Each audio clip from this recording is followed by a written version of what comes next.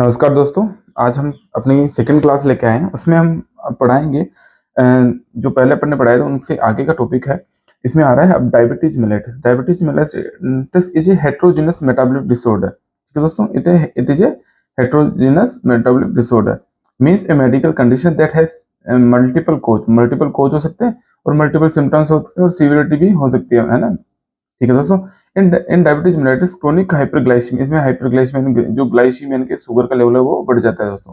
इसमें increase sugar level होता है with disturbance of carbohydrate, protein and fat metabolism. ठीक है दोस्तों, ये तीनों चीज होती है, कार्बोहाइड्रेट, फैट और प्रोटीन का मेटाबॉलिज्म डिस्टर्ब होता है। ठीक है दोस्तों, अकॉर्डिंग टू WHO इन 2025 के अंदर WHO के अकॉर्डिंग है highest number of diabetic patient. इसमें जो डायबिटिक पेशेंट है वो हाईएस्ट नंबर है अन्य बीमारियों से।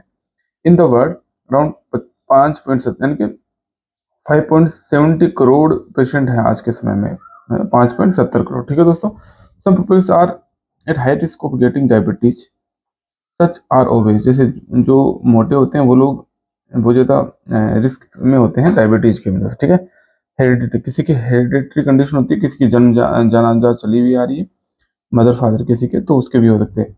People with high blood pressure, जिसके ब्लड प्रेशर हाई रहता है वो भी डायबिटीज से ग्रसित हो सकता है आने वाले टाइम। पीसीओडी होती है किसी के, डिसलिपिडीमिया जो लिपिड्स का डाइजेशन अच्छे से नहीं होता है। ठीक है दोस्तों, peoples who do little exercise, जो कम एक्सरसाइज करते हैं, जो वर्क नहीं करते हैं, सेडेंटरी लाइफ स्टाइल होती है, उन दोस्तों उनमें भी डायबिटीज होने का रिस्क हाई होता है। एंड फिजिकल, और जो फिजिकल लेबर भी जिनका लेस होता है। Urban peoples are get more diabetic than rural. ये क्वेश्चन होता है, अर्बन होते हैं ना उनमें क्या ये जो लाइफ स्टाइल होती है वो दोस्तों चेंज होती है। वहाँ पे लोग मेहनत का काम होता है, ग्रामीण क्षेत्रों में मेहनत का काम ज़्यादा होता है, शहरों में कम होता है, इसलिए यहाँ भी डायबिटीज होने के चांस ज़्यादा रहते हैं लोगों में। ठीक है दोस्तों, अब आ रहे हैं हम नेक्स्ट इसमें डायबिटीज के टाइप क्या क्या टाइप। एक तो होता है फर्स्ट डायबिटीज। फर्स्ट में क्या होता है, 10% peoples are affected from this type of diabetes, यानी 10% पीपल्स अफेक्टेड होते हैं पूरे 100 में से 10, 100 में से 10%। ठीक है दोस्तों, और 90% होते हैं वो डायबिटीज सेकंड के होते हैं। ठीक है दोस्तों,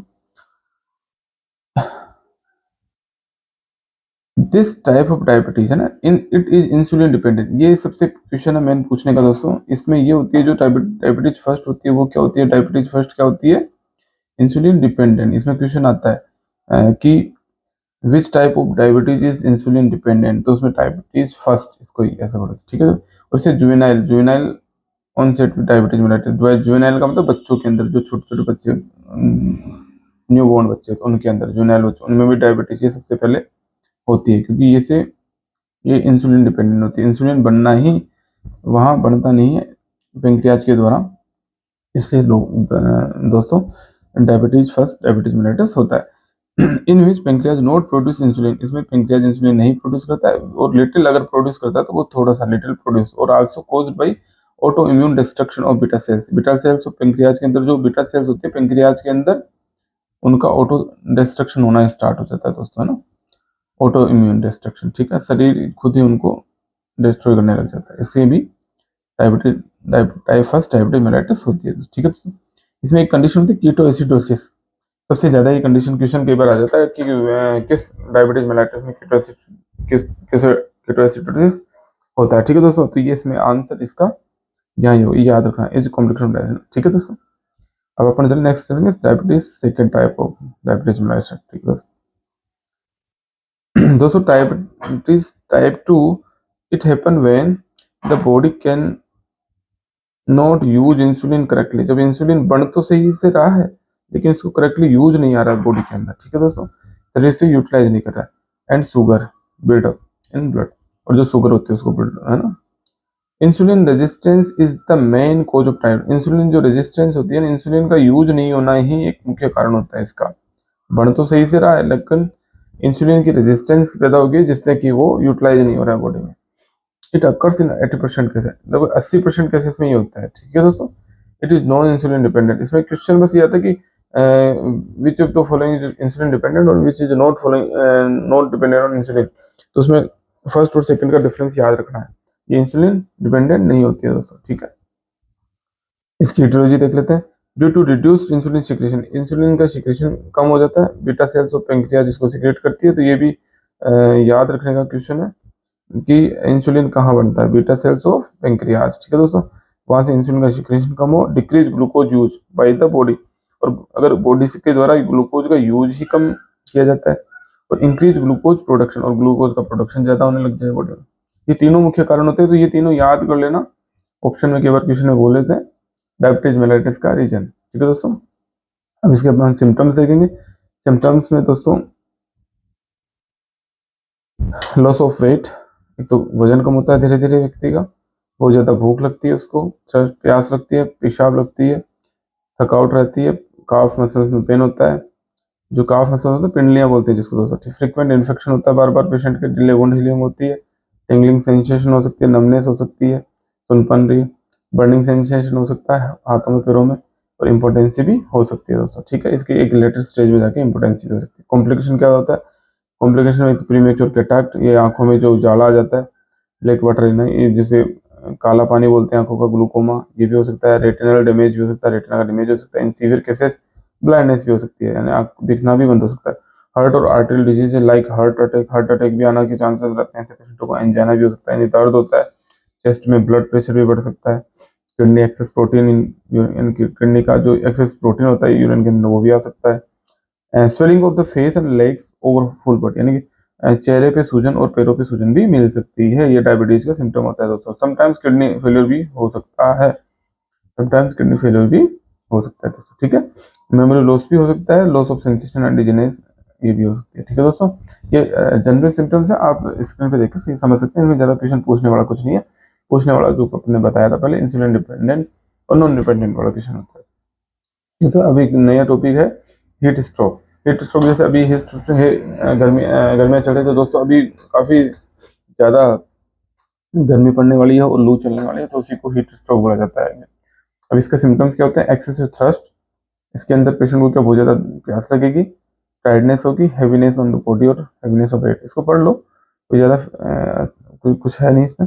फीलिंग ऑफ नोजिया, नोजिया जैसा फील होगा, डिजी, थकावट सी रहेगी, इंक्रीज बॉडी टेम्परेचर, बहुत ज्यादा बॉडी टेम्परेचर बढ़ा होगा, बॉडी टेम्परेचर में बहुत ज्यादा बढ़ 105 डिग्री फ़ारेनहाइट तक टेम्परेचर बढ़ सकता है दोस्तों हीट स्ट्रोक में। स्वेलिंग स्टो स्वेटिंग स्टो, यानी पसीना नहीं आएगा, माउथ बिकम ड्राई, रेड है ना, स्किन पे become dry, feeling of excessive thrust, बहुत ज्यादा प्यास रख सकती है, बहुत बिकम अनकॉन्शियस भी हो सकता है patient.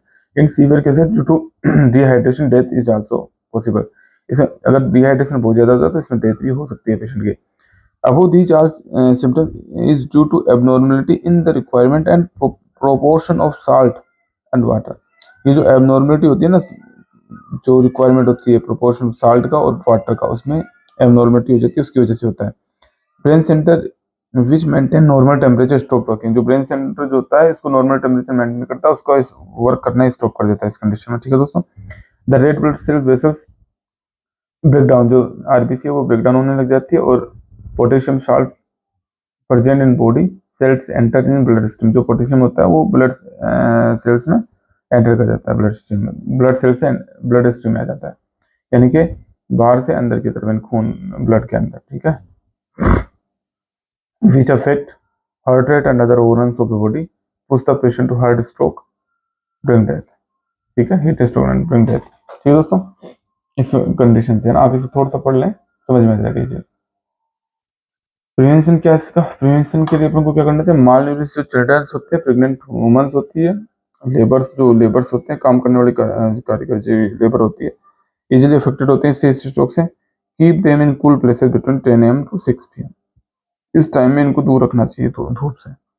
If necessary go out in bright sun, अगर जरूरत होती है तो सूरज की रोशनी में जाएं, और फ्रेश फूड का यूज करें, drinking water, cold water, fresh fruit juice आदि का यूज करें, बटर मिल्क का यूज करें एप्रोप्रिएट अमाउंट में, अम्ब्रेला का यूज कर सकते हैं, छत्ते का यूज कर सकते हैं अगर बहुत ज्यादा गर्मी है तो हीट स्ट्रोक का।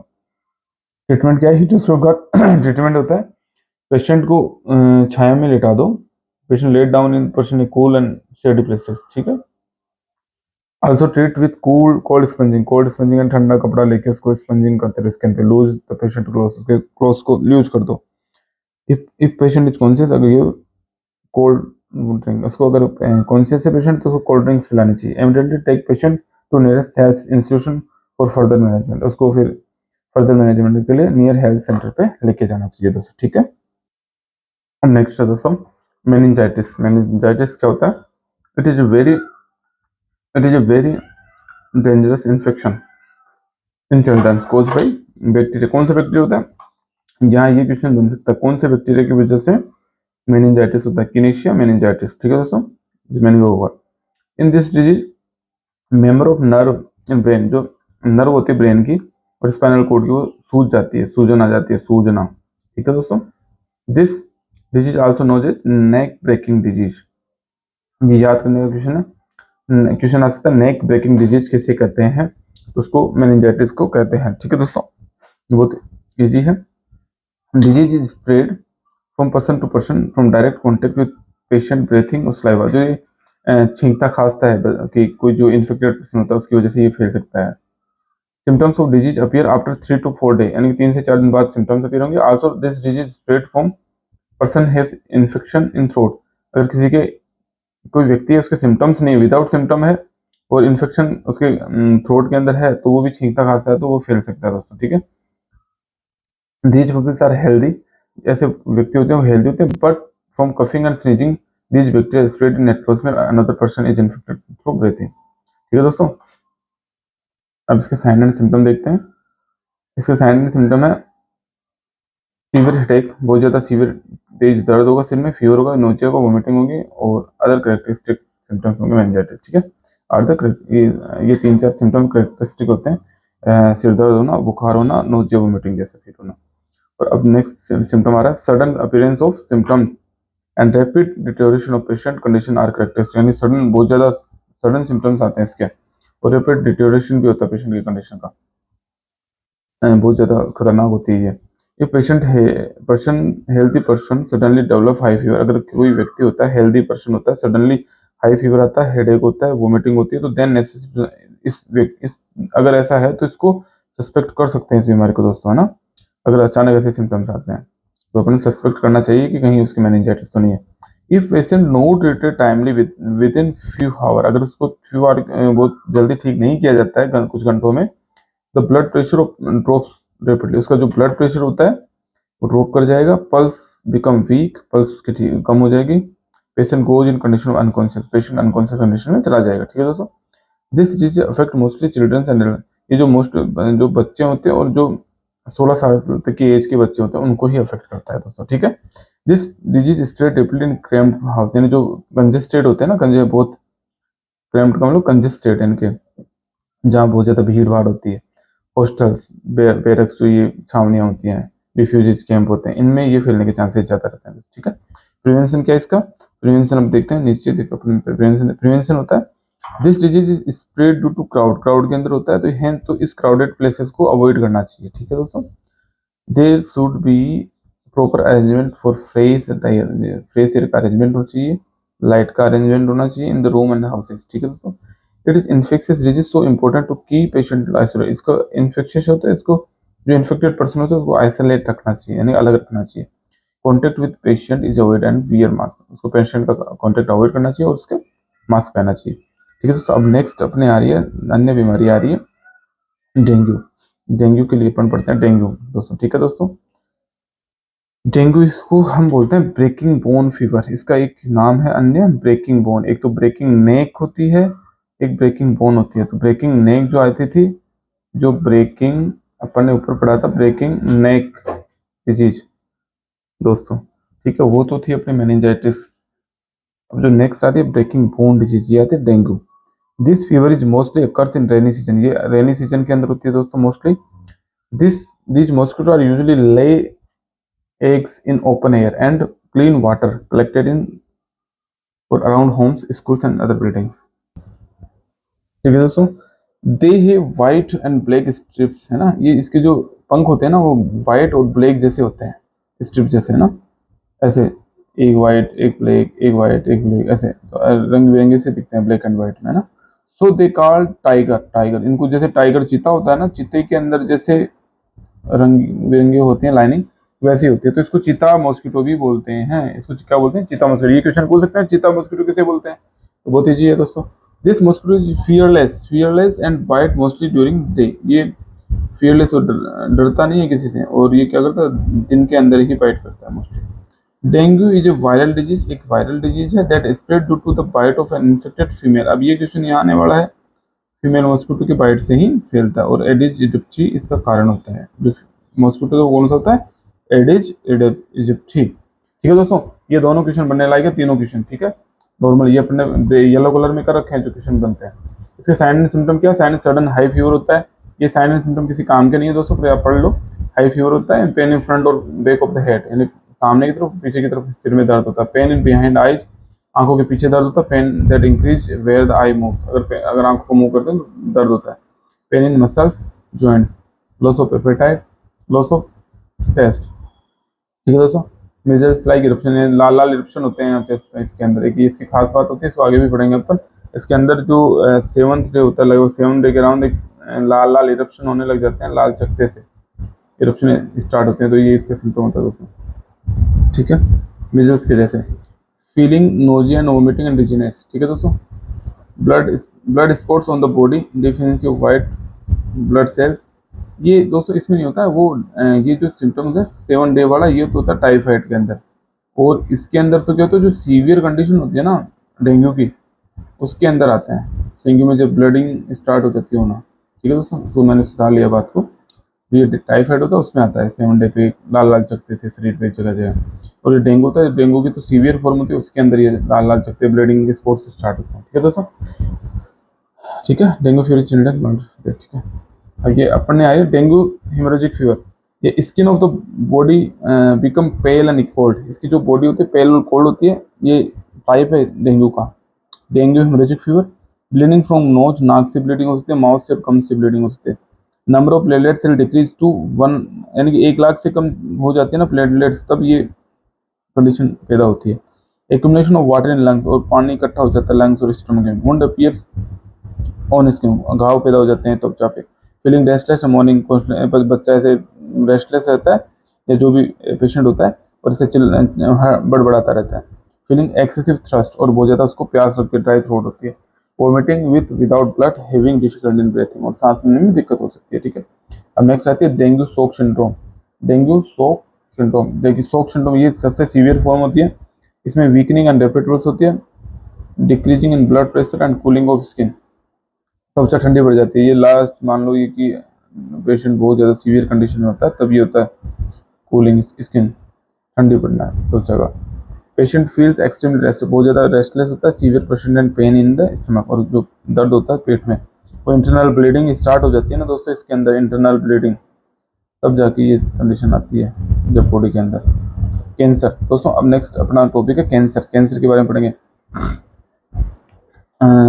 1 in every 10 Indians likely to be get cancer, यानी कि ये कंडीशन है हर एक में 10 में से एक इंडियन है आने वाले समय में कैंसर से ग्रसित होगा।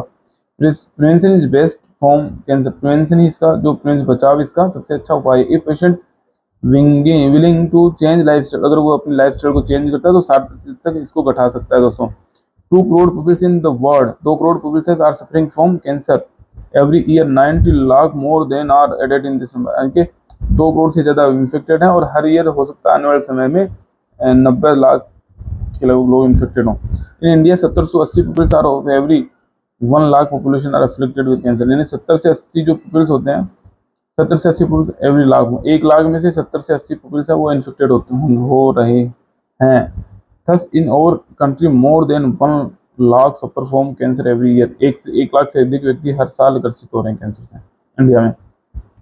इन India 34% peoples who are die from cancer are smoker और टोबैको यूजर्स, जो 34% पीपल्स है ना वो स्मोकर्स होते हैं, टोबैको यूजर्स होते हैं। According to WHO, the number of death due to cancer in developing country is likely to increase from 2.5 million to 6.5 million, यानी कि इतने बढ़ सकते हैं आने वाले समय में। ठीक है दोस्तों, पढ़ लो इनको, ये नॉर्मल चीज़ें होती हैं, ये क्वेश्चन होता है वो अपन ज़्यादा इंपॉर्टेंट ध्यान देंगे उस पर। ये एक रफली पढ़ने का आइडिया होते हैं, जो आइडिया लेने होते हैं हर व्यक्ति को। अर्ली सिम्टम्स क्या होते हैं, वुंड, अल्सर, माउथ के अंदर कहीं भी हो सकता है, बॉडी के अंदर है ना, जो हील नहीं होता है। पेनलेस लंप भी हो सकती है, कहीं पे लंप जैसा फील होता है। Swelling in any part of long long time, है ना। लंप और लीकेज इन ब्रेस्ट, ब्रेस्ट के अंदर लीकेज, लंप भी हो सकता है। ब्लीडिंग स्टूल भी होता है, यूरिन स्टूल आदि से, है ना। Change in voice, difficulty in swelling, voice के अंदर चेंज होगा, निकलने में दिक्कत होगी। Change in vowel movement urination habits है ना, जो वोवल जो पेट की हैबिट्स है वो चेंज हो जाती है, यूरिनेशन हैबिट चेंज होती है, पर्सिस्टेंट कफ होता है for long time, sudden rapid growth and change in colour existing lump warts moles कुछ भी हो सकता है। ठीक है दोस्तों, अनएक्सपेक्टेड वेट लॉस हो सकता है, वीकनेस होती है, एनीमिया हो सकता है। In women's lump in breast भी लंप भी हो सकता है ब्रेस्ट के अंदर, abnormal bleeding from vagina, bleeding between the periods and bleeding after sexual intercourse. ठीक है दोस्तों, ये नॉर्मल सिम्टम्स हैं।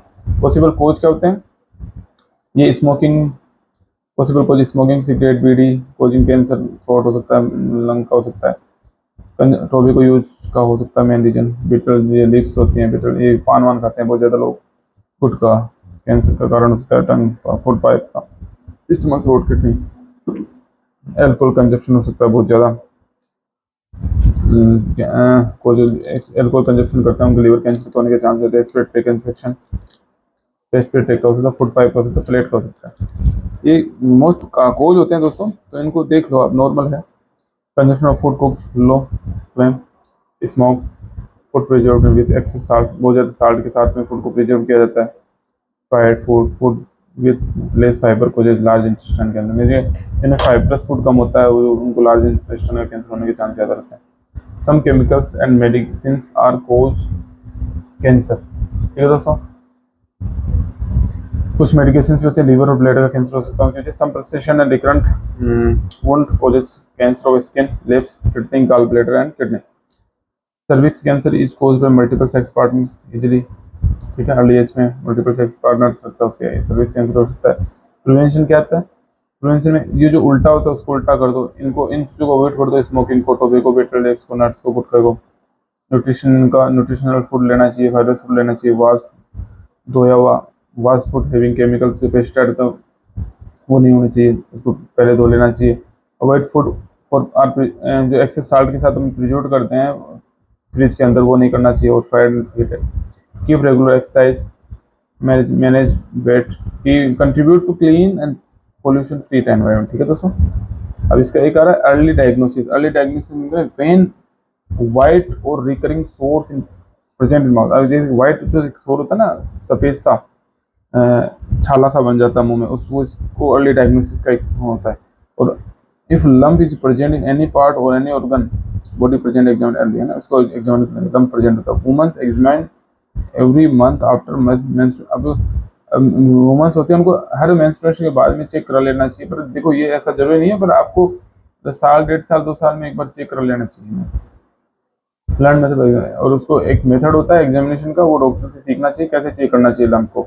Bleeding between periods is bad sign of female, अगर पीरियड्स के बीच में ब्लीडिंग होता है तो वो भी एक बैड साइन होता है।